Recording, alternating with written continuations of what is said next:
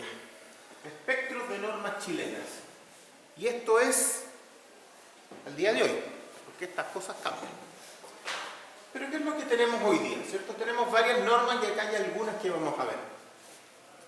Dice, proyecto NSH 433, diseño sísmico de edificios, que está en este momento, ¿cierto?, en el INN, en comité de norma, en resolución de observaciones de la consulta pública, ¿cierto?, como lo vimos en su momento. ¿Cómo es el espectro de esta norma? Este es un espectro bien tradicional.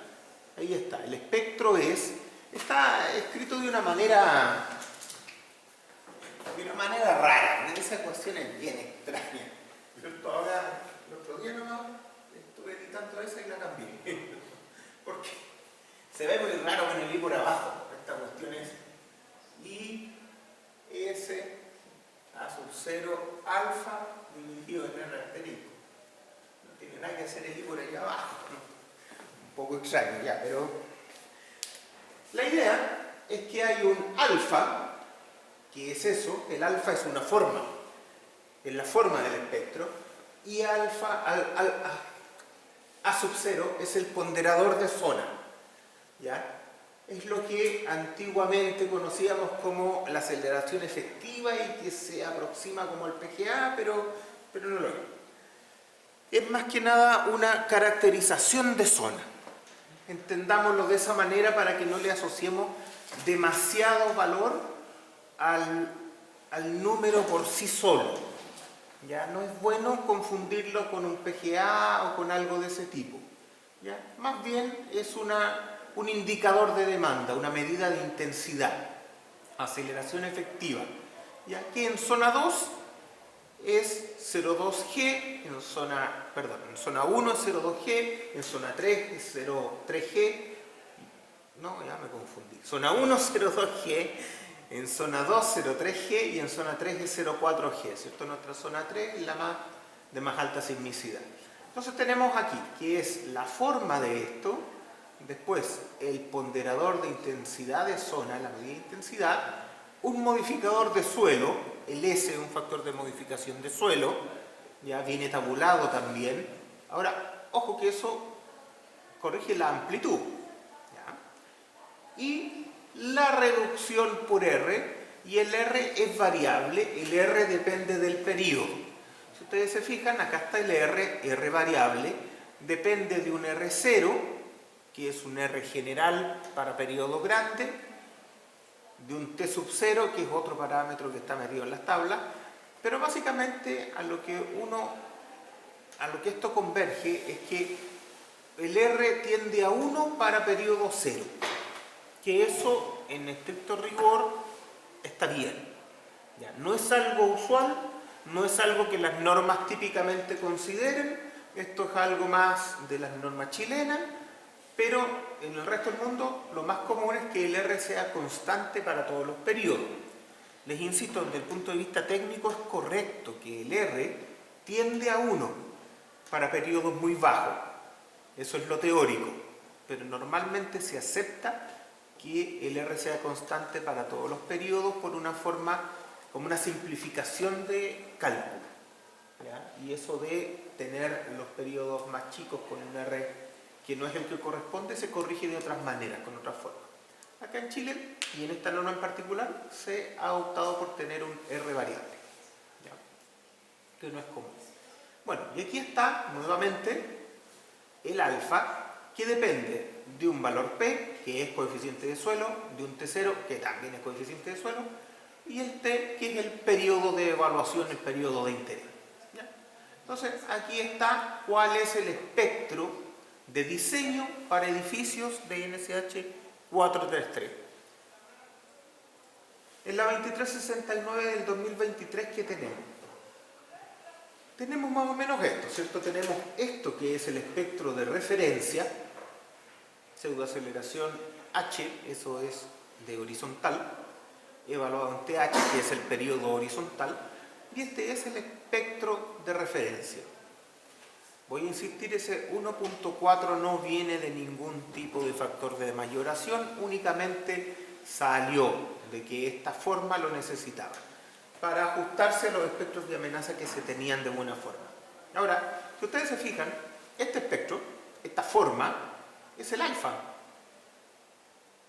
Es directamente el alfa. ¿Ya? Por lo tanto, la forma que tienen los espectros de la 2369 hoy día es exactamente la misma forma que tienen los espectros de la 4333. O sea, en estricto rigor tendríamos los mismos si tenemos los mismos parámetros de ajuste, T sub 0 y P, que son más o menos los mismos. Ahora, como espectro completo, viene la sub 0, viene el S. La sub 0, el S. Ya. Entonces, aquí sí, a pesar de que no es por eso, pero aquí sí se podría entender que la única diferencia entre este espectro y este espectro es el 1,4. Entonces, realmente, si a ese le ponemos el 1,4, los dos son iguales, o si a este le sacamos el 1,4, los dos son iguales. ¿Ya? Eso es matemático. Hay razones técnicas que no nos conducen directamente a eso, pero eso es lo que hay acá. Ahora, el espectro de diseño de la 2369, porque acá este es el de diseño, ¿cierto? Es el de referencia, ¿y qué hacemos? Se le pone el I, con lo que queda muy igual al de acá, ¿cierto? El I. Se multiplica por 0,7, lo que vuela hace 1,4, con lo que queda igual al de acá. Y se corrige por amortiguamiento. O sea, el espectro de diseño de la 2369 hoy día sería exactamente igual que el espectro de diseño de la 433. Les doy más información. Este R, que podría ser una diferencia, porque aquí es un R variable y aquí es un R constante, hoy día, ¿cierto?, en el comité de normas se está aceptando que este R también se adopte como R variable para periodos cortos. Por lo tanto, serían exactamente igual, al menos en forma, el espectro de 2369 y el espectro de 433. Cosa que tiene cierto sentido. ¿Ya? Antes no era así. Ojalá que esto siga y llegue a puerto, porque la verdad es que tener estructuras que tengan distintos espectros dependiendo si son industriales o no es algo extraño. ¿Ya? Bueno, ojo que en la 433 no existe la corrección por amortiguamiento y en la 2369 sí. Eso se debe a que para efectos de diseño se reconoce, o se prefiere mejor, porque se reconoce dudoso, pero se prefiere usar amortiguamientos más chicos para las estructuras de acero. Se acepta el 5% para estructuras de hormigón en general, pero para estructuras de acero con pernos se baja a 3% y para estructuras soldadas se baja a 2%. Y este es el factor que corrige por amortiguamientos menores al 5%. En el caso de 433, ustedes dirán, pero es que acaso no hay edificios de acero. Sí, sí hay. Hay edificios de madera, de acero, de lo que usted quiera, pero todos esos van al 5%. ¿Por qué? No tengo una respuesta ni una razón lógica para eso, pero así es. ¿Ya? Por lo tanto, 4.3, todo va al 5% por defecto y no se cambia nada. Otra diferencia que es importante hacer notar es que 2369 para edificios industriales reconoce explícitamente la existencia del sismo vertical y lo entrega para cálculo. La 433 no tiene sismo vertical. No es que desconozca su existencia, pero no lo trata. No existe un sismo vertical dentro de 433, solo dentro de 2369. Ahora, no hay que asustarse tanto tampoco, porque el impacto del sismo vertical en estructuras comunes, normalitas, es muy bajo. En estructuras un poco más sensibles podría ser más alto, pero de lo que vemos todos los días, la verdad es que el sismo vertical no va a hacer que la estructura cambie. Algo le meterá un poquito más, pero no mucho tampoco. Espectros de respuesta inelásticos. Ahora, todo lo que hemos visto aquí es elástico. ¿Qué pasa si nos salimos del rango elástico? Bueno, ¿por qué necesitaríamos salirnos del rango elástico? Ya. Hay un tema, y es que todos los edificios, y entiendan bien esta idea, todos los edificios con el método tradicional se presupone que van a salir del rango elástico. Pero vamos a usar el espectro elástico para evaluar. ¿Cómo funciona esa cuestión? Ya. Vamos a reconocer que los edificios, debido a que la demanda sísmica es tan grande, no se puede garantizar que permanezcan dentro del rango elástico, con cero daño. Vamos a aceptar que van a salir del rango elástico y los vamos a diseñar de manera que puedan tolerar de buena forma las deformaciones más allá del rango elástico que los van a exigir. Entonces el diseño se va a transformar no solo en proveerles resistencia, que será una resistencia que en principio se espera que sea excedida, sino que también se va a concentrar en proveerle una capacidad de deformación estable, que no los haga colapsar. Eso es lo que se llama ductilidad, la capacidad de deformarse sin colapsar, de mantener y aumentar las deformaciones sin colapsar. Y colapsar, entiéndase, por caerse. Entonces, ese es el asunto. Entonces nosotros, primero, ¿por qué no diseñar los edificios para tener una respuesta elástica? Bueno, por métodos tradicionales es difícil garantizar que un edificio pueda tener una respuesta elástica. Pero podríamos diseñar quizás para que los tenga. Históricamente la razón que se ha dado para que los edificios no se diseñen en su respuesta elástica es una razón económica, son costos, esencialmente. Hasta el día de hoy se sigue dando ese tipo de razón. No estoy totalmente seguro. Personalmente creo que los edificios se les puede dar más resistencia, pero sí es cierto, rigurosamente cierto, que diseñar un edificio de manera tradicional para que permanezca completamente elástico es casi imposible debido a la variabilidad que tiene el problema sísmico. O sea, a pesar de que yo pueda llegar a un buen nivel del espectro de demanda para diseño, siempre van a haber eventos que pueden demandar más a mi edificio y por lo tanto la garantía de la respuesta elástica no la voy a tener en la mesa siempre. Puede responder de manera elástica hasta cierto nivel. Dado que eso es así, se reconoce y se aprovecha también. Se aprovecha esto diciendo, ya, yo voy a diseñar para una carga lateral que es menor que aquella que me demandaría respuesta elástica.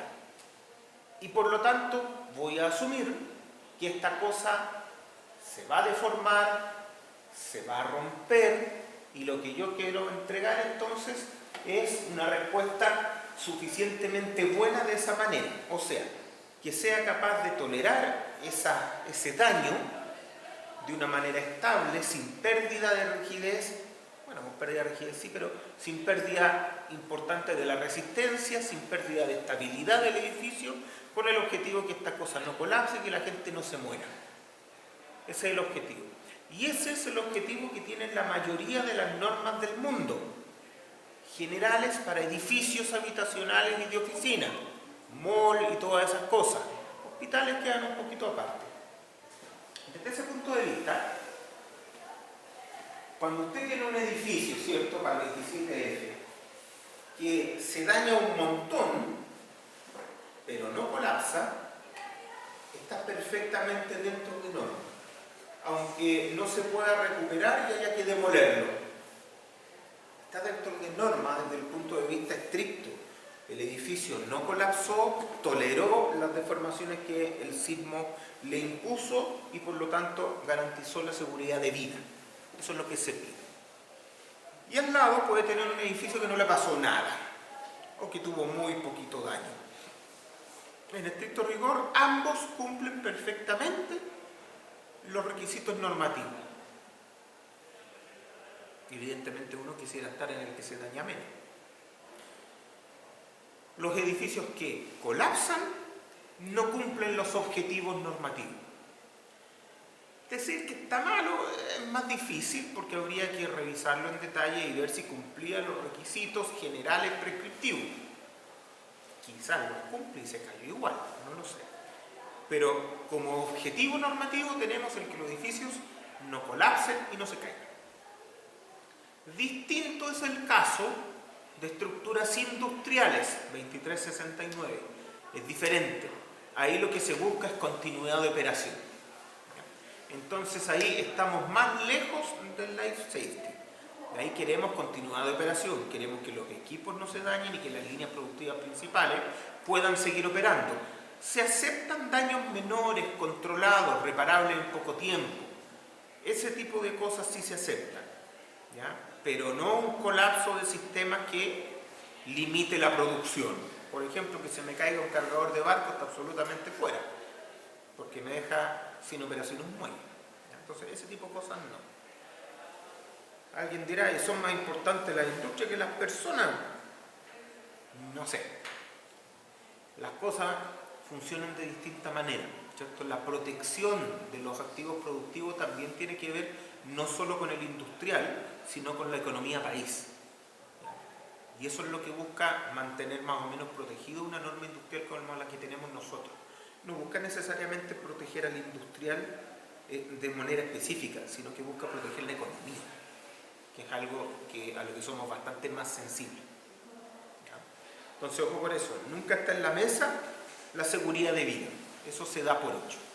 Toda construcción tiene que cumplir al mínimo con el criterio de que no puede colapsar para signos de diseño, aunque después podría tener hartos problemas para repararse, incluso demolerse, pero no puede colapsar a nivel de diseño para proteger las vidas. Después de eso, viene en el caso de las cosas industriales, el objetivo de continuidad de operación. Incluso hay industrias particularmente importantes, como la industria de la energía, en donde los estándares son aún más altos, porque claro, si no tenemos plena continuidad de operación en todas las centrales de generación de energía, estamos más jodidos todavía, porque después de una catástrofe es cuando más se necesita energía. Entonces, todo tiene que ver con qué necesito, cuándo lo necesito. ¿Ya? Entonces, cuidado con eso. Bien, será el objetivo entonces de nuestro diseño tradicional que las estructuras se dañen, pero que se dañen de manera controlada. ¿Ya? Claro, cuando aparecen ahí, ¿cierto? Yo me he tocado ver edificios que dicen diseñado con norma 433 chilena. Bueno, primero todos los edificios son diseñados con la 433 porque tienen que pasar un proceso de revisión y si no, no hay permiso para construir. Eso es lo primero. Pero puede ser un poco engañoso desde el punto de vista que seguramente la gente que hace la publicidad está tratando de transmitir una idea confusa de que el edificio no va a tener ningún daño en un sismo, y eso es mentira porque la norma no busca eso. La norma lo que busca es que no haya un colapso en el edificio. ¿Ya? Y daño controlado. ¿Sí cómo avanza? ¿Cómo son un poco estas constitutivas que disipan energía cuando hay daño? Tenemos aquí una constitutiva de un muro de hormigón armado y un muro de albañilería. ¿Cómo disipan? Ya, aquí tenemos un muro, ¿cierto?, que se mueve para el ladito, tiene corte, ¿cierto? Bueno, corte y flexocompresión también se enfrentan. Y entonces, ¿qué pasa? Esta cosa sale del rango elástico, porque ya reconocimos que va a salir del rango elástico, no se puede mantener dentro del rango elástico. ¿Cómo son las constitutivas? Pueden ser así. En este caso vienen de ensayos, por lo tanto son así. Entonces aquí hay distintos ciclos. Entonces, fíjense, cuando esta cosa va ciclando, va teniendo un comportamiento que se aleja absolutamente de lo lineal elástico, pero cada uno de estos ciclos, ¿cierto?, tiene un camino de carga y un camino de descarga distinto. Que haya diferencia entre el camino de carga y el camino de descarga obliga a que haya áreas al interior de cada uno de esos ciclos. Esas áreas tienen unidades de fuerza y desplazamiento, o sea, de trabajo, de energía. Por lo tanto, cada una de esas áreas que haya al interior de cada ciclo significa energía disipada en el ciclo. Claro, O sea, cuando estas cosas salen del rango elástico y empiezan a ciclar de manera inelástica, empieza la disipación de energía más importante. De ahí sí viene harto amortiguamiento, harta disipación de energía. Ahora, estas constitutivas pueden tener varias formas dependiendo del material y dependiendo del elemento estructural. Para el mismo material, hormigón armado, a lo mejor una columna, una diagonal, un muro, van a tener distintas constitutivas, incluso dependiendo la forma en que trabajen. Los muros, cuando trabajan a corte, tienen una forma, cuando trabajan a flexo-compresión tendrán otra, ¿ya? Pero estas constitutivas son las que nos permiten disipar energía. Por ejemplo, aquí hay un muro de albañilería, ¿cierto? Que alguien dirá, se parece a esa. Bueno, algo se parece, pero un poco más pobre el desempeño. Los ciclos son menos gorditos, ¿se fijan? Los ciclos tienen unas pérdidas de resistencia importantes, ¿ya? Entonces, claro, son distintos, pero también cumplen el objetivo de disipar energía cuando están dañados, cuando se están deformando inelásticamente. En hormigón armado, albañilería y ese tipo de materiales, deformación inelástica significa agrietamiento, armaduras fluyendo, ese tipo de cosas.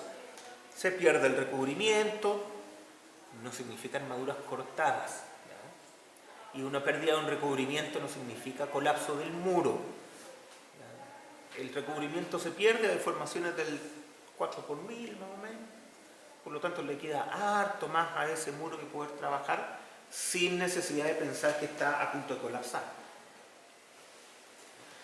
¿Qué otra cosa vamos a empezar a ver aquí? Que nuestra fuerza, esa es la fuerza en el elemento o en la estructura, ya no es K por U. Ahora es distinta, es una fuerza no lineal, que depende del desplazamiento, pero también depende de la historia. Depende, yo tengo que saber en qué ciclo estoy, como para saber cuál es la fuerza. Ya no me sirve solo el desplazamiento, por eso dice F de T. Es una fuerza que depende de toda la historia y ya no es solo el K por U. ¿Ya? Idealización elastoplástica. Como somos ingenieros, hacemos las cosas más fáciles. Por ejemplo, ¿cuál sería una constitutiva bien normal? Sería una constitutiva de un elemento que yo lo voy empujando y se empieza a ir para el lado. Eso sería bastante común en elementos. Ya, pero como somos ingenieros, probablemente algo así lo quisiéramos idealizar. ¿Cómo lo idealizamos? Probablemente diciendo, mira, hay un sector elástico perfecto y un sector plástico perfecto. Incluso sin endurecimiento post-fluencia. Sin nada. Sin rigidez post-fluencia. O sea, esta cosa fluye y se va. Esta es una idealización súper simple de una bilineal. Igual la bilineal podría tener rigidez por fluencia, es lo más común. Pero por ahora veamos que esa es una idealización común. Comparemos un poco este asunto, ¿cierto? La respuesta elástica con la respuesta inelástica de un oscilador de 1 grado de libertad. ¿Ya? ¿Qué pasa con esta cuestión? Si yo tengo un oscilador que tiene alta resistencia, su respuesta va a ser siempre elástica. O sea, la fuerza va a ser proporcional al desplazamiento, lineal al desplazamiento. Eso es lo que tenemos. Pero si tenemos otro oscilador, cuya resistencia no es tan alta como el primero, su respuesta ante la misma excitación o la misma exigencia podría ser diferente. Claro, mientras las deformaciones no suban del U sub U, bueno, los dos van a tener la misma respuesta. Pero cuando las deformaciones suban de los U, entonces el de allá va a desarrollar fuerzas que son diferentes a este otro.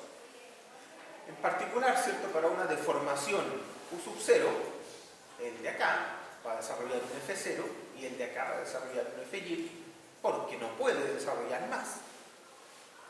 ¿Qué es lo que normalmente se entiende en diseño no lineal? Se entiende que hay una suerte de compensación. Se dice, mira, dado que este oscilador tiene menos resistencia, lo va a compensar deformándose más. Entonces se tiende a pensar que la deformación, pensando en un símbolo, la deformación que pueda alcanzar el oscilador elástico es menor que la deformación que alcanzaría un oscilador inelástico. Y la verdad es que desde el punto intuitivo como que es bastante razonable, ¿eh? Por cosas de energía, ¿cierto? De hecho hay varios libros que lo dicen, ¿cierto? Hartos académicos que han investigado esa inducción, ¿ya? Pero no es cierto. Por lo menos a nivel de estructuras reales, que es donde yo lo he podido ver, esto no es muy cierto.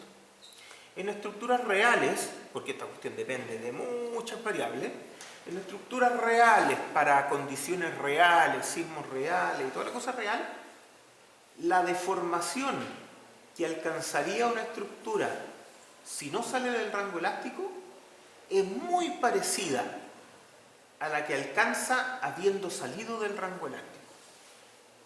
Es muy parecida. Cuando uno sale del rango elástico hay más amortiguamiento, con lo que bajan las deformaciones, por lo que también tiene sentido. Entonces eso es bastante común también usar esa regla para el diseño. Decir, mira, la deformación que tendría la estructura se parece mucho, inelástica, se parece mucho a la que tendría si hubiera respondido de manera elástica. Entonces eso nos ayuda un montón en nuestros diseños simplistas. Porque, por ejemplo, nosotros podemos decir, mira, la estructura, cuando ya la diseñé, la presenté, ¿cierto? Y sé que cumple todo lo que tiene que cumplir, le puedo hacer un análisis modal espectral con un espectro elástico y con eso puedo saber más o menos las deformaciones más o menos realistas que puedo esperar, porque sé que esas son elásticas. Pero de todas maneras, a pesar de que la respuesta desde el punto de vista de fuerzas no va a ser esa, desde el punto de vista de deformación sí va a ser esa. Por ejemplo, si yo veo, no sé, el drift de entrepiso con un espectro elástico y me sale 4 centímetros, yo puedo pensar que a lo mejor esos 4 centímetros son un estimador razonable del drift de entrepiso. Resulta que en el muro, voy a mirar los esfuerzos y el muro ya se rompió hace rato. Claro, las fuerzas en el muro no van a estar bien estimadas porque el muro ya entró al rango inelástico hace rato, pero el drift de entrepiso, que es lo que yo ando buscando porque quiero saber si se me rompe la puerta, la ventana, se me cae la losa de los muebles, toda esa cosa, eso sí me da una buena información. ¿Ya? Entonces, ojo que eso también se usa harto en la práctica. Bueno, definimos algunos indicadores acá. El F0, fuerza máxima de un sistema elástico. Ya, o sea, el F0 va relacionado con el U0. Y esto lo definimos porque lo voy a usar, ¿cierto? Deformación máxima del sistema elástico, fuerza máxima de un sistema elastoplástico. Aquí es elastoplástico perfecto, pero si tuviera endurecimiento sería ese punto. ¿Ya? Deformación máxima del sistema elastoplástico, hasta acá. ¿Ya? Factor de resistencia normalizado, el F0 partido por el FI. Lo que aguantó versus lo que podría haber aguantado si respondiera elástico. RI, factor de reducción de la resistencia. El R nos va a aparecer un montón de veces, pero aquí es un RI. O sea, solamente nos lleva del F0 al FY. Más adelante le vamos a llamar R como un factor de reducción más general, pero aquí hay un factor de reducción de la resistencia elástica versus la resistencia real de fluencia. Y mu, factor de ductilidad, que es la deformación que se alcanzó versus la deformación que lo saca del rango elástico. La definición de fluencia, o sea, de ductilidad. Modelos histeréticos. Hay montones de modelos histeréticos, ¿ya? ¿Cómo funciona esta cosa? Yo ensayo materiales y esos materiales tendrán una curva de histéresis característica tanto del material como del esfuerzo al que yo le estoy aplicando y me darán una histéresis. Después, yo veré cuál es la regla de histéresis matemática que más se le parece para poder representarlo de esa manera en algún software para hacer un análisis matemático. ¿Ya? Por ejemplo, aquí hay una bilineal, ¿cierto? Aquí una bilineal dice orientado al PIC, aquí con pinching, ¿cierto? Que hacer más angosto la zona central.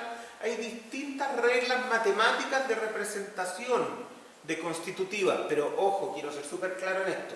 Esta no es la del hormigón, esa no es la de la madera, no, estas son reglas matemáticas de cómo rebota la regla en alguno de los lados. Y lo que yo tengo que hacer como trabajo es decir, mi material o mi elemento o la cuestión que yo esté evaluando se ve mejor representada con esa en lugar de esa o con esa en lugar de esa, y así voy eligiendo la regla matemática que mejor represente lo que yo esté estudiando. ¿Ya? No van a encontrar en el software la constitutiva de pandeo elástico en compresión del XL. No va a estar. Entonces yo voy a tener que buscar otra regla si es que quiero representar eso y a ver cómo la calibro para que represente de buena forma aquello que yo quiero calibrar. Ese es el asunto, ¿ya? Para que no piensen que los softwares tienen las rótulas o las constitutivas ya hechas para cada uno de los materiales. Hay algunas cosas que sí ya se reconocen. Por ejemplo, en el SAT 2000 uno puede ver que hay un elemento que se llama aislador de goma. Y claro, está hecho precisamente para que los aisladores de goma se puedan modelar con esa constitutiva. Pero un aislador de goma yo lo podría modelar fácilmente con una curva de Bowen o incluso menos exigente con una bilineal si lo voy a hacer a mano. ¿Ya? Todo depende de lo que esté buscando y cuál sea mi objetivo. Entonces seamos súper claros. Ya, de todas estas, la más simple evidentemente es la bilineal. Y entonces es la que vamos a mirar. ¿Cómo funciona la bilineal? Es un material, ¿cierto?, que tiene primero parte del origen, tiene una rama lineal elástica hasta que llega a una zona de fluencia con zonas de endurecimiento por fluencia. ¿A qué le llamo endurecimiento por fluencia? A que tiene una pendiente acá que no es nula, ¿cierto? No es la pendiente de la zona elástica, pero es una pendiente que le da una rigidez residual. La verdad es que una bilineal con rigidez por fluencia podría representar casi cualquier cosa, dentro de un cierto rango, ¿cierto? Todas las cosas en un rango pequeño son lineales. ¿Ya? Entonces, es una forma de representar esto. ¿Y cómo sería la curva de histéresis de una bilineal, de un material bilineal? Sería carga por aquí, sigue por allá, descarga. La descarga siempre es paralela a la carga, entonces viene por acá, por acá, por acá, hasta que se encuentra con el otro límite envolvente de esta misma bilineal, y entonces acá tendría que seguir para acá, para acá, para acá, para acá, aquí, y cuando empieza a cargar, se va para allá, para allá, para allá, y así va creando sus ciclos y van saliendo más grandes, si es necesario, ¿cierto? Esa sería la forma en que el ciclo de la bilineal funciona. Matemáticamente, ¿cierto?, esta cosa se describe así.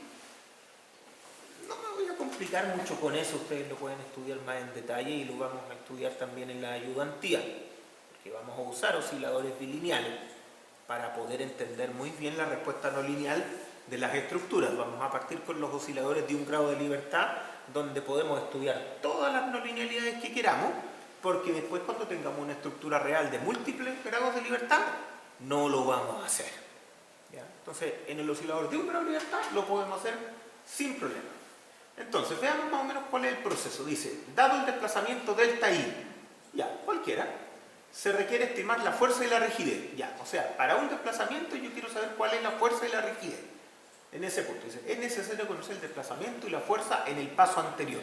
Claro, porque, por ejemplo, si yo tengo un delta, y lo voy a poner aquí, un delta aquí.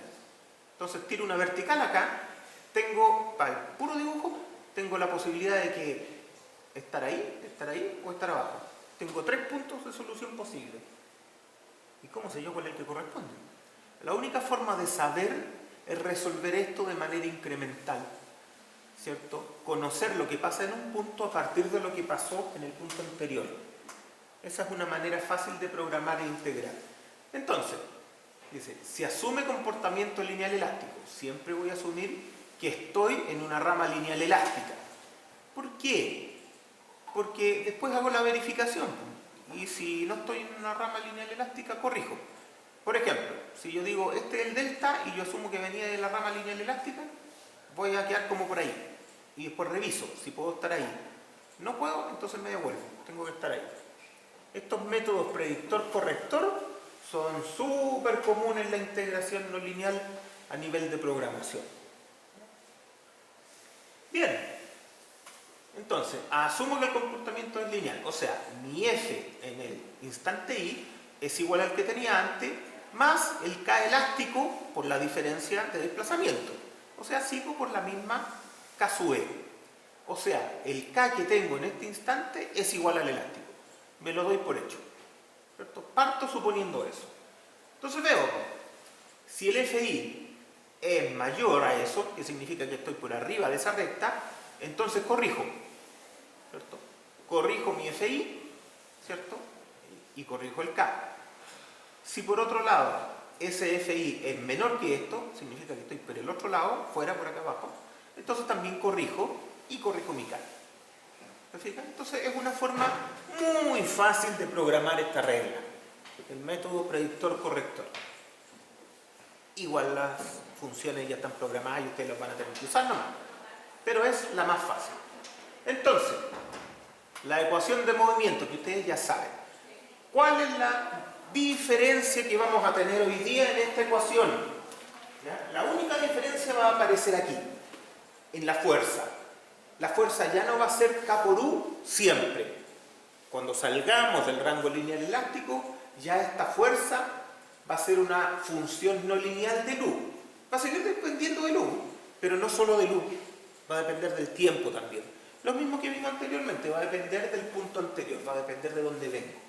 ¿Ya? Entonces la fuerza que se desarrolla en la estructura va a ser lo que tiene no linealidad. Tenemos acá, nuevamente, resumiendo, las mismas variables que les mostré recién. Aquí está el sistema elastoplástico, aquí está el sistema lineal elástico ideal, y esto se sigue llamando de la misma forma. Simplemente nuestra ecuación de movimiento ahora es más generalista. Y el Fs ahora es una función y depende de dónde esté. Esa es toda la diferencia. Pongamos especial atención en el mu y en el RI. El RI va a ser la reducción de fuerza respecto al caso elástico equivalente, y el mu va a ser la ductilidad, que es el desplazamiento máximo que se alcanzó versus la salida del rango elástico. Son valores bastante simples e intuitivos. Entonces, como ya se hizo costumbre, le robé un ejemplo al Chopra. Veamos. Dice, esta es la respuesta de un sistema lineal con periodo 0,5 y amortiguamiento 0. Raro amortiguamiento 0, pero ya, amortiguamiento 0 y periodo 0,5. O sea, tengo un oscilador. ¿Qué es un oscilador? Un oscilador, para que nosotros sea fácil, un palo con una bola. Es un oscilador. Y se mueve, listo. Ya. Tenemos acá la respuesta lineal para el movimiento del centro con el que hace Chopra todas las cosas. Ya. Entonces, respuesta elástica, totalmente elástica. Aparece acá. Aparece un F0 partido por W. F0 porque la respuesta es elástica, W que es el peso. Entonces aparece aquí un 1,37. Ya, o sea, el corte basal fue 1,37 G. Claro, porque esa es la fuerza y ese es el peso. Entonces, el corte basal fue 1,37 G. Ese es el corte elástico para este registro. Y la deformación lateral fue 3,34 pulgadas. Ya, o sea, la respuesta elástica de esta cuestión para un oscilador de 0,5 segundos fue U0, 3,34, F0, 1,37, para que sea fácil. Evidentemente vamos a cambiar parámetros para que esta cuestión tenga sentido. ¿Qué es lo siguiente? Vamos ahora a verlo con RI igual 8. ¿Qué es RI igual 8? Significa entonces que la fuerza elástica F0 que se podía generar, yo la dividí por 8. ¿Ya? Y entonces esta cosa fluye a una fuerza que es 8 veces más chica. Entonces 1,37 dividido en 8 me da 0,17. Ojalá.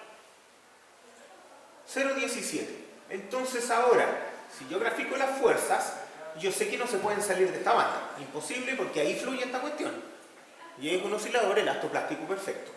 Pero al graficar otras cosas me encuentro con choreza. Por ejemplo, aquí está el U. Y aquí están los desplazamientos. Fíjense, la del desplazamiento máximo salió 1,71. Cuando el elástico estaba saliendo 3,34. O sea, tengo un R harto mayor que 1, 8. y el desplazamiento bajó.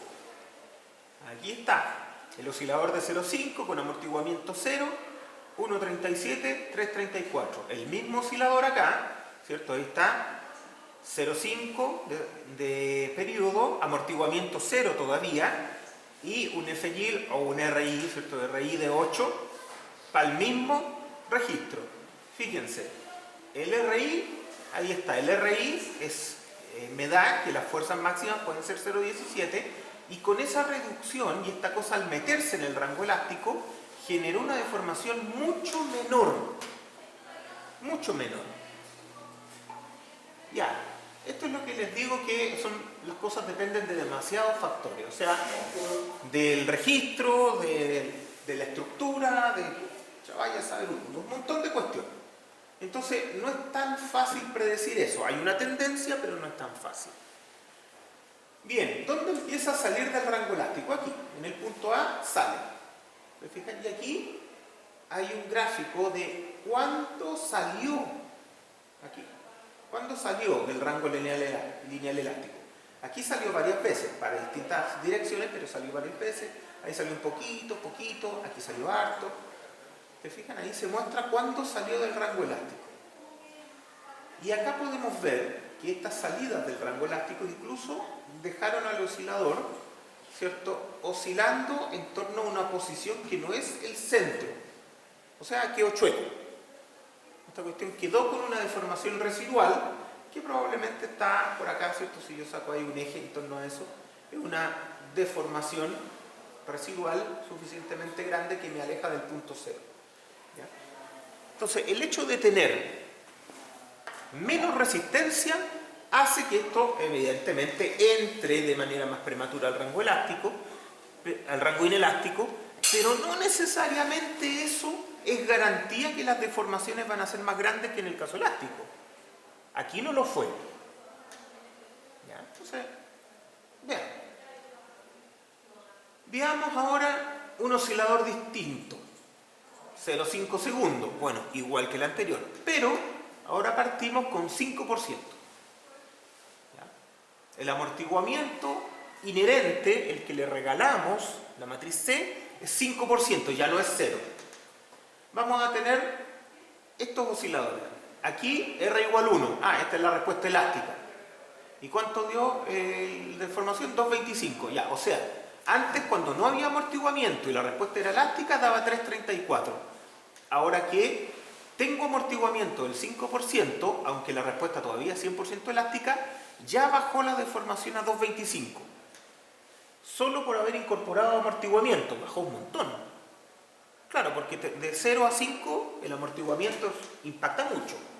Es poquito amortiguamiento cuando tiene poco. Entonces, aquí impacta mucho ya. O sea, solo por el 5% bajé de 3,34 a 2,25. Perfecto. Pero estamos en el R igual 1, por lo tanto la respuesta es elástica, el F0 es igual al FY. Avancemos. R2, R4, R8. ¿Qué significa? Que aquí voy a tener un FY que es la mitad de la respuesta elástica máxima del F0, ¿cierto? Aquí voy a tener un cuarto, va a fluir a un cuarto de la respuesta elástica F0, y este va a fluir a un octavo de la respuesta elástica F0. Ya, fluyen a menos. Y veamos qué pasa. Aquí está la historia del oscilador. Aquí se produce el 2,25. Entre paréntesis, el 3,34 se producía como al final, ¿se acuerdan? Aquí se produjo al principio, la máxima. Bueno. Después acá, con R2, aquí se produce la deformación máxima. 1,62. Ahí está 1,62. No se produce en el mismo instante que para el otro, ¿se fijan? Ya, aquí se produce 1,75. Chuta, aquí subimos el R, pero la deformación subió. Subió respecto a este, pero bajó respecto a ese. Ya, o sea, no es tan claro que si el R sube, la deformación baja. Ni sube. No hay nada claro en realidad acá. Y después, en el caso de R igual 8, ya la deformación máxima se produjo por acá y es 2. 2,07 ya. Nunca se produjo la deformación en el mismo instante de tiempo. Ya, como tengo las deformaciones máximas, puedo calcular la ductilidad. La ductilidad es la deformación de fluencia, ¿cierto?, dividiendo a la deformación máxima. Entonces aquí me salió 1,44, aquí 3,11 y aquí 7,36. Ya, y aquí viene uno de los conceptos más importantes que tenemos que aprender. Normalmente la gente dice acá, cuando el R va subiendo, la ductilidad va aumentando. No, esa es la peor forma de entender esto. Eso está malo. Lo que yo tengo que entender ahí es que cuando yo voy haciendo o voy usando un R más grande, porque yo soy el que le provee menos resistencia a la estructura, es una decisión mía. Yo le pongo menos resistencia, yo uso un R más grande. Cuando yo uso un R más grande, entonces la demanda de ductilidad va creciendo. La demanda es tan importante entender que cuando yo uso o decido usar un R más grande, la demanda de ductilidad sube, que es por eso que las estructuras nos fallan, por no entender esto. ¿Por qué es así? Porque la ductilidad yo la debo proveer. La ductilidad no viene con los osciladores y las estructuras. Yo la tengo que entregar mediante detallamiento de ductilidad, confinando hormigones, usando razones ancho-espesor mayores en el caso del acero. Yo proveo ductilidad y tengo que proveer ductilidad al nivel que me lo está demandando el diseño que yo esté haciendo. Por ejemplo, y esto aquí se ve absolutamente claro porque esto es bien intuitivo, o sea, aquí hasta los senadores lo pueden entender esta cuestión. Si yo tengo una respuesta elástica, me exige una ductilidad 1. Sí, no voy a deformarme más allá del rango elástico. Obvio, por definición. Aquí, si yo le entregué la mitad de la resistencia elástica a la estructura, para hacerla más barata, por ejemplo, me doy cuenta que me demanda una ductilidad de 1,44. Eso quiere decir que esta cosa va a salir de su rango elástico y que las deformaciones van a seguir aumentando. Y yo tengo que dar detallamiento a los elementos para que puedan sostener este aumento de deformaciones sin colapsar. Ese es el diseño tradicional. En esto se basa, de esto depende. Si nos vamos al extremo, aquí yo reduje la respuesta que hubiera generado elásticamente 8 veces. O sea, estoy diseñando para fuerzas que son 8 veces más chicas. Le estoy asignando una resistencia a la estructura 8 veces menor que la hubiera mantenido dentro del rango elástico. Y como costo a esto que hice, que podría ser una brutalidad a ojos de cualquiera, pero a ojos de que yo ya elegí diseñar para una resistencia 8 veces más chica, entonces le tengo que entregar una ductilidad de 7,36. Significa que yo tengo que tolerar deformaciones gigantescas después de la salida del rango elástico si no quiere que esto colapse. Y aquí es donde llegan los equilibrios. En principio yo les puedo decir, en un edificio de hormigón armado ustedes no van a lograr dar una ductilidad de ese tipo, por lo tanto no ocupen esto. Ya. O sea, al final es llegar el punto donde Esto es un equilibrio. Claro. Si usted es un R grande, tiene que entregar un detallamiento grande para que la estructura se pueda deformar mucho sin colapsar. Los gringos hacen eso, ocupan R grande y hacen estructuras que son un chicle. Quedan todas deformadas, pero no colapsan.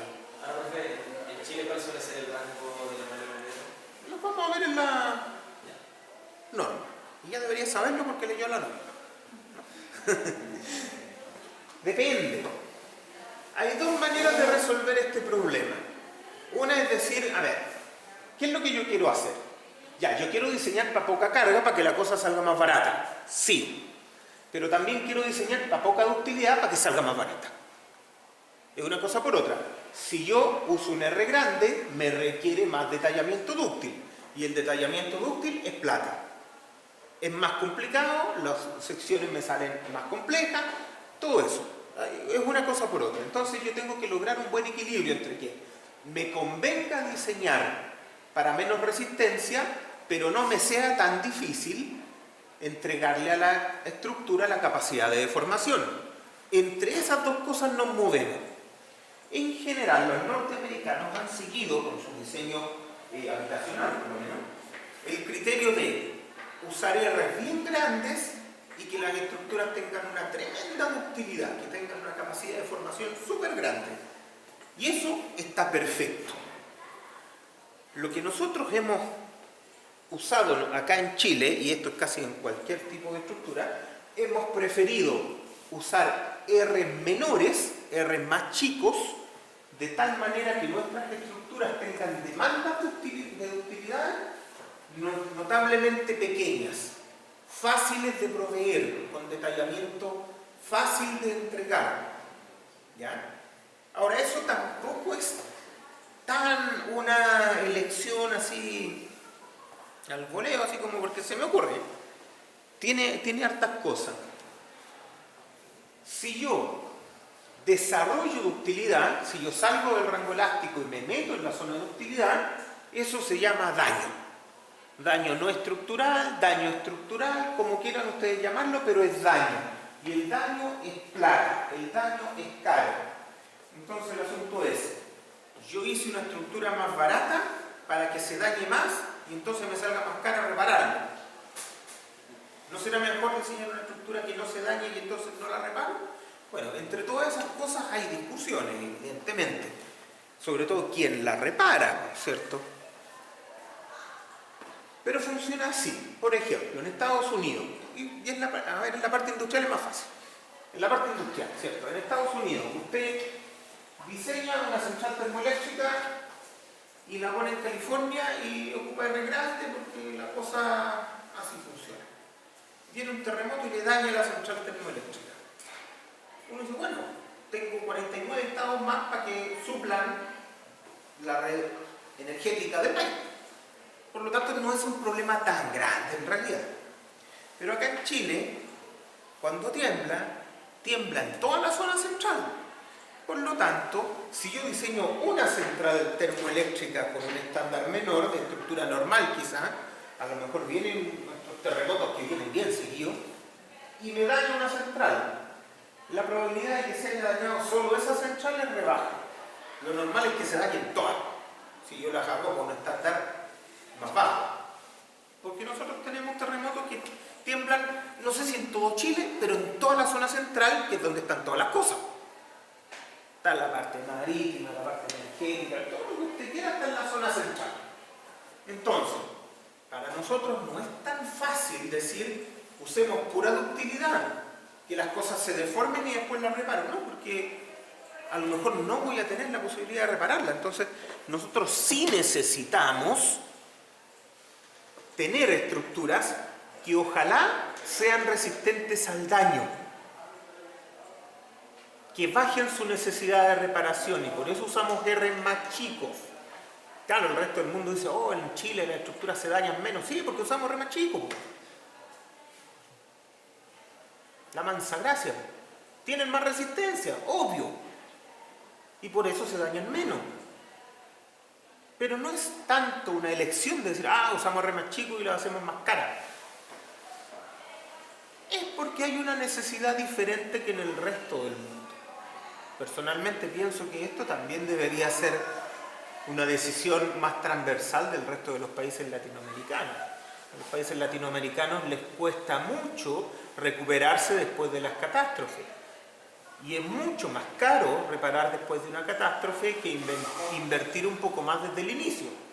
Evidentemente, ninguno de nuestros países latinoamericanos tiene demasiada plata, ¿cierto?, como para estar gastando en los proyectos, pero sepamos que invertir la plata en el inicio tiende a ser mucho más seguro que después tratar de reparar, ¿ya? Sobre todo en cosas que son sensibles.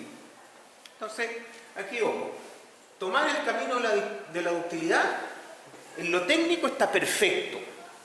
¿Ya? Porque muchas veces se reclama, no hay que copiarle a los gringos, no hay que hacerle caso porque se les caen las cosas, como dependen de la ductilidad. Bueno, primero, no se les caen las cosas. ¿Ya?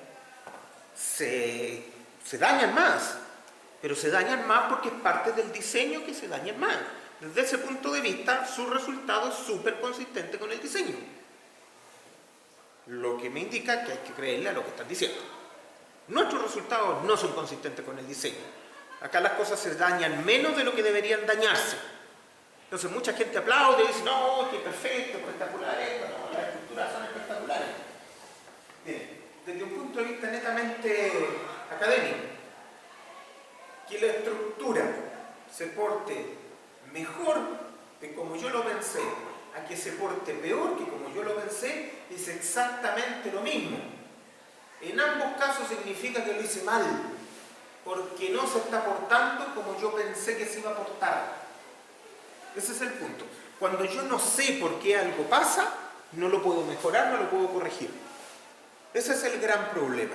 Entonces, por eso tenemos que saber, hoy en día ya se ha avanzado mucho en la dirección de, mira, por esto pasa esto, por esto pasa lo otro, por eso que la estructura se daña en medio, y el drift entre piso del 2 por 1000, que todas esas cosas que van apareciendo en el norma, van sumando para ese lado. Eso sí tiene sentido, porque ahí yo puedo tomar estas decisiones que pueden ser políticas, técnicas, como usted quiera, pero desde el saber lo que estoy haciendo y por qué lo estoy haciendo, ¿ya? Entonces, ojo, resumiendo lo más importante, si usted ocupa reducciones grandes, opta a que le salga la estructura más barata. Y le digo opta porque tampoco es tan claro. Porque, ¿qué es lo que se va a ver menos exigido? El sistema resistente a cargas laterales. El resto de los elementos no. Que la gravedad sigue yendo para abajo siempre. Entonces, el resto de los elementos que no son sísmicamente responsables van a estar exactamente igual. ¿Y cuánto pesa en el presupuesto el sistema sismorresistente lateral en toda la estructura? Bueno, aquí en Chile, como las cargas son tan grandes, pesa harto, pero no pesa todo, ¿ya? No está toda la plata en el sistema de cargas laterales. Entonces, muchas veces te puede llegar a decir, ¿sabes que si ocupo un R moderado, tengo un ahorro? Pero si yo ocupo un R chico, por lo que dejo la estructura muy poco expuesta a daño, la verdad es que subí el CAPEX un 2%. Y es mucho mejor. Vale la pena. Entonces ese tipo de cosas uno las ve acá. A veces, con un pelín más, uno opta a que las estructuras puedan tener una respuesta muy, muy buena, ¿ya? Debe entenderse por simplicidad que una respuesta elástica es conveniente para la producción. No siempre están así, pero eso es lo más general, ¿ya? Por eso nosotros queremos optar a poco daño, daño muy limitado, a R's pequeños. En industrias tenemos R's muy pequeños, en cosas habitacionales tenemos R's más grandes, pero ya vamos a conversar cuál es el problema de los R. Aquí, bueno, la misma cuestión anterior, así que me lo salto. Demanda inelástica versus elástica. Aquí otra vez, ¿cierto? Me robé los monos del Chopra. Y es lo mismo que estamos viendo. El mismo terremoto del centro, ¿ya? El registro para el centro. ¿Qué hay acá? Todos están al 5%. ¿Y qué es lo que se muestra? Se muestra el periodo de vibración, y ahí está el periodo del oscilador, y aquí se muestra el U máximo partido por el U0. ¿Cuánto aumentó la deformación máxima versus la deformación elástica? Ya. ¿Y qué rayitas son estas? Esta es un F rayas 012. Ya, o sea, este es como un R8, este es un R4, y este es un R2, y este es un R1. A mí me gusta más leerlos como R porque eso es lo que trae la norma. Entonces, R1, R2, R4, R8. Ya, perfecto. ¿Qué veo acá? Bueno, veo que como que de ahí para arriba estas cosas se empiezan a confundir y empiezan a oscilar en torno a 1. O sea, para periodos más grandes, como que pareciera que entre el U máximo y el U0 como que andan cerquita. Y bueno, para periodos muy grandes todo converge acá y está todo junto. Pero lo que me llama la atención es esta zona. Para periodos relativamente bajos, menor que 0,5. Estamos viendo que se nos dispara. O sea, eso significa que el U máximo es mucho mayor que el U0. A ver, entendamos esa cuestión. El U máximo es mucho mayor que el U0. Ya, o sea, esta cuestión se me disparó para arriba. Ya, pero con R igual 1 está aquí. Con R2 estoy aquí, ya se me disparó. Ya, quiere decir que las deformaciones del oscilador son mucho mayores en esta zona que las que tendría la respuesta elástica. Entonces, en esta zona, la verdad es que independiente de lo que yo haga, voy a responder más como respuesta elástica. A eso me refiero con el R variable y que tiende a 1 en periodos chicos. Pero no nos asustemos tanto. Aquí dice que la deformación máxima va a ser mucho más grande que la deformación elástica. Digamos, no sé, 50 veces más, lo que ustedes quieran. Pero acá, en la zona de periodos muy cortos, y porque aquí ya estamos en zona de periodos muy cortos, tremendamente cortos. Digamos que a lo mejor en el 0,1 andamos en algo realista. Estamos aquí doble, digamos que el doble, el triple, ya. Sí, se están amplificando las deformaciones, pero oiga, ¿cómo son las deformaciones de una estructura de periodo muy corto? ¿De una estructura muy rígida? ¿Cómo son esas deformaciones? ¿Son grandes o chicas? Son súper chicas. Son súper chicas. Las deformaciones de una estructura rígida son muy chicas. Por lo tanto, aquí estoy amplificando cosas que son muy chicas. Y cuando yo amplifico cosas que son muy chicas, pueden seguir siendo chicas. Por lo tanto, ojo, se me dispara la amplificación de deformaciones. Correcto. ¿Significa eso que las deformaciones no van a cumplir? No. Y ahí es donde hay que tener cuidado con la interpretación. ¿Se magnifican mucho? Sí. ¿Significa que no cumplen? No. Porque las deformaciones pequeñas tienden a cumplir. Tienden a no ser un problema. De hecho, a nosotros nos gustan las estructuras rígidas, porque se deforman menos. Un gráfico re parecido, pero ahora ¿qué estamos viendo?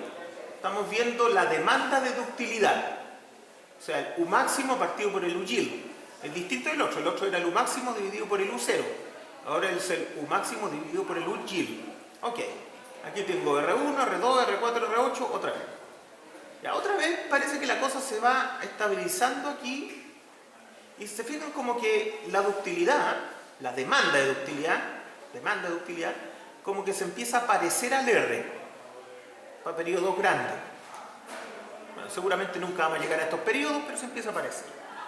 Y para periodos chicos, la demanda de ductilidad se vuelve a disparar, que es lo mismo que estábamos viendo antes.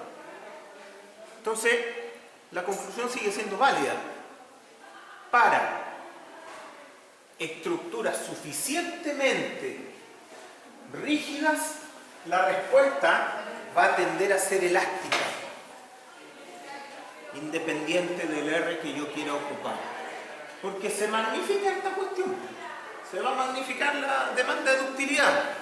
Entonces, claro, con estructuras rígidas yo tengo que trabajar con baja ductilidad o no depender de la ductilidad derechamente. ¿Ya? Entonces, ojo con esto. Y voy a insistir. Se magnifica varias veces, pero también se magnifica algo que es chico. Entonces, hay que mirarlo con cuidado. Pero esto es la razón por la que decimos que el R tiende a 1 en periodos chicos. Que es decir, no puedo trabajar con deformaciones que sean más chicas que la elástica, básicamente. Voy a tener la deformación elástica en estructuras de periodo corto y probablemente también voy a tener la carga o resistencia asociada. ¿Ya? Entonces, la existencia de ductilidad en periodos cortos es muy discutible para saber. Espectros de ductilidad constante. Nuevamente les muestro acá algunos espectros que no ocupa nadie, que solamente aparecen en las pruebas. ¿Ya? Pero, ¿qué significa? Por ejemplo, tengo mi espectro de pseudoaceleración con periodos. Este es exactamente el mismo que acá, pero mostrado en el gráfico trilogarítmico, en la misma cuestión, no aporta nada respecto a este otro. ¿Ya? ¿Qué es lo que hay acá? Distintos mu. Aquí está el mu de 1, ya, o sea, este es el para control, esta es la respuesta elástica. Y acá va con más mu. Ojo que aquí, estos espectros de ductilidad constante son raros. No es lo que normalmente a uno le sirve para diseñar. Lo que uno normalmente ocupa en diseño, y eso ya lo vamos a ver en la próxima clase, es elegir un R. Yo elijo un R, postulo un R. Y que al usarlo va de la mano con decir voy a tener que proveer un detallamiento dúctil que justifique el R que elegí. Si no proveo el detallamiento dúctil, no tengo ese R, y lo que hice fue una soberana estupidez. ¿Ya? Porque claro, el llegar y decir, no voy a diseñar para la carga elástica, la voy a dividir por un valor, descansa absolutamente en proveerle a la estructura la capacidad de deformarse más allá del rango elástico para poder resistir. O sea, o le doy resistencia o le doy ductilidad, pero alguna cosa le tengo que dar. ¿Ya? Entonces, ojo con eso. Ya. ¿Para qué sirven estas cuestiones? Básicamente para hacer ejercicio en las pruebas. Por ejemplo, si tengo el R8, el MU8, el MU4, el MU2 y el MU1, uno sabe, bueno, si tengo aquí un periodo 1 y corto para arriba, podría entonces saber más o menos, ¿cierto? Ahí tengo la respuesta elástica, aquí en el 8 podría decir, tengo un MU de 8. Teniendo un MU de 8, yo podría decir, si conozco el UI, entonces conozco el U máximo también, porque tengo el MU, tengo la relación entre los dos. Entonces, teniendo la resistencia de fluencia, yo fácilmente puedo a través de estos espectros empezar a relacionar deformaciones. Pero no es común que nosotros usemos en la práctica espectros de ductilidad constante. ¿Ya? En general lo que hacemos es ocupar espectros reducidos por R, como el que está acá. Y la ductilidad queda media escondida por ahí. ¿Ya? No la trabajamos de forma explícita, la trabajamos siempre de forma implícita. Elegimos R, entregamos detallamiento dúctil, ¿para qué nivel? Para el que creemos que es suficiente y justifica el R elegido.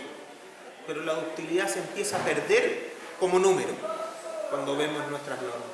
¿Ya? ¿Cómo estamos? Ya, déjenme terminar esta idea que es re fácil. A ver, la energía disipada. Lo que les muestro acá es simplemente una respuesta elástica versus una inelástica. Por ejemplo, si yo tengo aquí la contribución de todas las energías a nivel elástico, ¿cierto? Ahí tengo la energía por deformación, que es elástica, es restitutiva, no disipa. Tengo la energía potencial. ¿Cuál será la potencial? ¿Alguna vez es la potencial? A ver, esta es la disipativa de velocidad, esa es la no lineal, entonces, bueno, alguna vez será la... Ahí está. Esta es la cinética y esta es la elástica, es así. K, energía cinética. La que viene es la velocidad, se mueve y esa es restitutiva, no disipa nada. La energía elástica en principio tampoco disipa nada. Entonces el único término disipativo que tengo yo al principio es el amortiguamiento, es el C. Y eso es lo que le quiero hacer notar. Si grafico esta cosa entre la energía que entrega el input, el registro, yo puedo graficar la energía que entrega el registro sin ningún problema. Y entrego y grafico la energía, cada componente de esta energía, me voy a dar cuenta que todo esto que disipa, todo esto es de ese amortiguamiento. Por lo tanto, no tenemos que mirar demasiado por el lado ese 5% o 3%, porque en ausencia de otra fuerza disipativa clara y explícita, es ese amortiguamiento el que va a disipar todo lo que hay, toda la energía del sismo. Cuando yo salgo del rango elástico y empieza a aparecer la energía, esta de acá, la energía por fluencia, digamos, por ciclos de histéresis, ahí sí empiezo a tener otra energía que es disipativa y que suma a este amortiguamiento. Es súper importante ver alguna vez estas curvas de energía en el tiempo, porque se ven súper poco. Pero aquí uno ve esto que es más o menos realista. La energía que se va por trabajo histerético típicamente es muy comparable con la que se va por amortiguamiento del tipo viscoso. Y por eso hay que tener cuidado. Cuando uno hace análisis más sofisticado, uno lo que querría es que a lo mejor los dispositivos de disipación de energía se llevaran toda la energía, pero no. Si uno sigue integrando al 1 o 2%, es bastante posible que el amortiguamiento viscoso se esté comiendo fácilmente la mitad de la energía. Entonces, son muy útiles estas curvas cuando uno está trabajando con dispositivos de disipación de energía y ese tipo de cosas, ¿ya? Entonces, ojo, en ausencia de un trabajo histerético claro, todo se va por el 2% o 5% del amortiguamiento. Y cuando tengo respuesta no lineal, se va mucho por la no linealidad. Pero, y esto ténganlo claro, pero siempre se va bastante también por el amortiguamiento viscoso. No hay que despreciarlo jamás. ¿Ya? Aquí, por ejemplo, si yo hubiera integrado sin el amortiguamiento viscoso, lo que queda es que el problema se obliga a que todo se vaya por histéresis. Y si todo se va por histéresis, probablemente los elementos tendrían mayores deformaciones, mayores esfuerzos no porque ya fluyeron, pero mayores deformaciones, mayor ciclaje y mayor daño. Entonces, ojo con esta componente, que siempre va en la dirección de aliviar el trabajo de las demás cosas, y a veces no es lo que estoy buscando. ¿Ya? Bien. Lo dejamos hasta aquí por hoy día y nos vemos en la próxima clase.